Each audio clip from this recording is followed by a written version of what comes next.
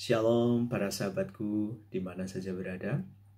Pada kesempatan ini saya ingin mengajak para sahabat untuk mendalami satu tema yang sangat sederhana tetapi mempunyai pondasi yang super ya, pondasi yang super untuk membangun hidup rohani kita. Judul yang saya tawarkan untuk refleksi kali ini adalah diubah menjadi seperti Kristus. Diubah menjadi seperti Kristus. Melalui tema ini, saya ingin bersama-sama dengan para sahabat untuk melihat dan sekaligus menantang diri saya dan juga menantang para sahabat bagaimana kita semakin bertumbuh dalam iman kita. Nah, itu tujuan saya. Mengapa saya tertarik untuk mendalami tema ini, yaitu diubah menjadi seperti Kristus? Karena keyakinan yang kuat yang saya refleksikan adalah demikian. Ketika kita dibaptis, pada saat itulah menjadi titik poin bagi kita bagaimana kita sebenarnya,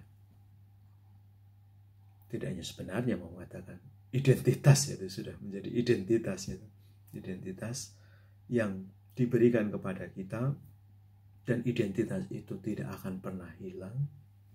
Jadi kalau para sahabat itu pernah dibaptis dalam nama Bapa, Putra, dan Roh Kudus, identitas itu melekat, menyatu dengan kehidupan kita. Dan pada saat itulah yang saya yakini bahwa benar-benar kita diciptakan untuk menjadi seperti Kristus.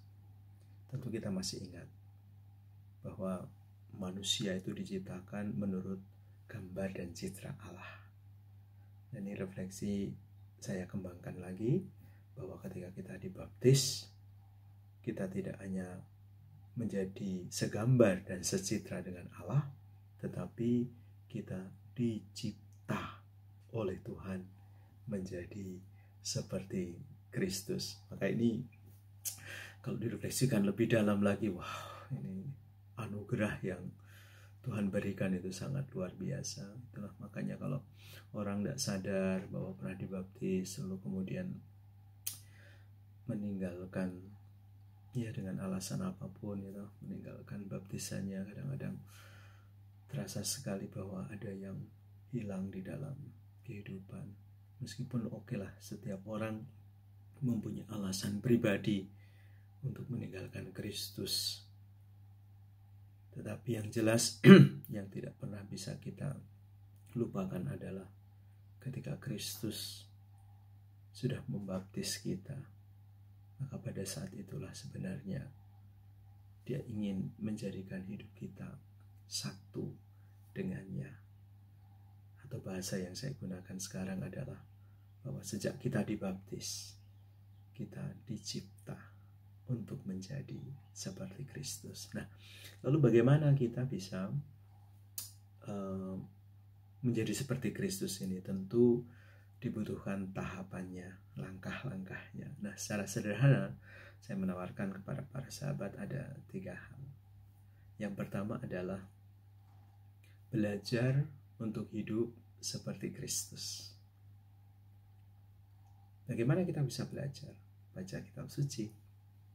Karena di dalam kitab suci tercatat semuanya tentang kehidupan Yesus, tentang pengajaran Yesus, tentang hal-hal yang dilakukan oleh Yesus. Semua tercatat di dalam kitab suci. Maka kalau para sahabat mau belajar dari kehidupan Yesus, syaratnya adalah tekun membaca kitab suci.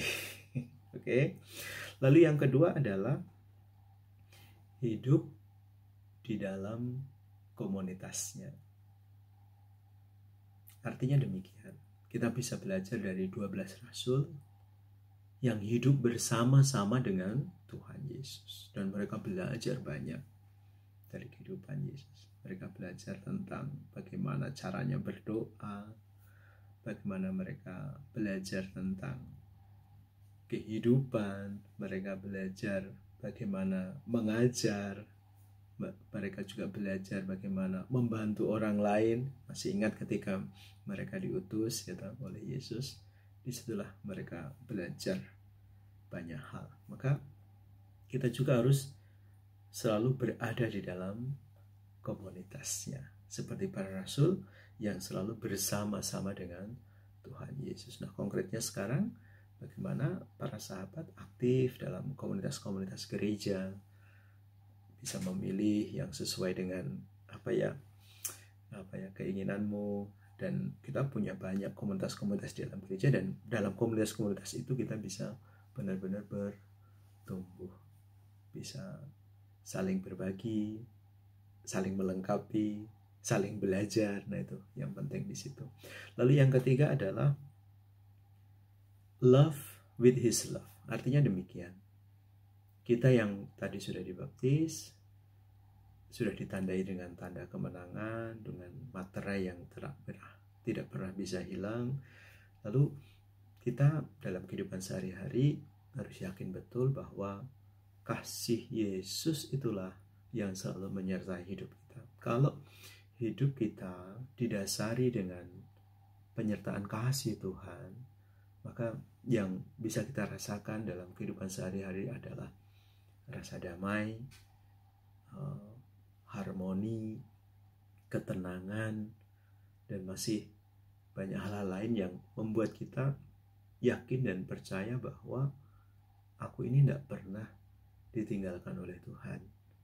Bahkan dalam situasi yang sulit sekalipun, Tuhan tidak pernah meninggalkan kita. Oke, para sahabat, ini beberapa pengantar, 3 poin yang tadi sudah saya sebut. Bagaimana kita bisa diubah menjadi seperti Kristus. Maka nanti dalam seri-seri berikutnya saya coba lebih mendalami lagi bagaimana kita bisa belajar dan bisa mengerti, bisa paham bagaimana sih sebenarnya hidup saya ini diubah untuk menjadi Kristus. Kita sudah punya sebenarnya, cuman harus ada seseorang yang mengingatkan kembali, menghidupkan kembali, menyemangati kembali. Kan jelas sekali mereka yang letih lesu harus disemangati kembali, atau kalau mau dalam bahasa yang lebih tegas lagi, harus dibakar supaya ingat. Oke, Tuhan Yesus memberkatimu dalam nama Bapa dan Putra dan Roh Kudus. Amin.